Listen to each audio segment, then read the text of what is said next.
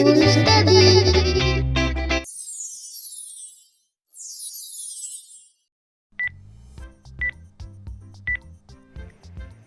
अ से अनार, आ से आम, छोटी ई से इमली, बड़ी ई से ईख।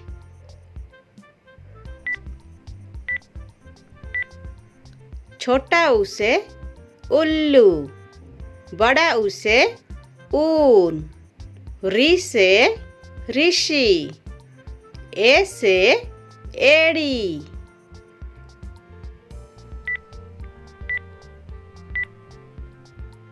आई से ऐनक, ओ से ओखली, औ से औरत, अंग से अंगूर।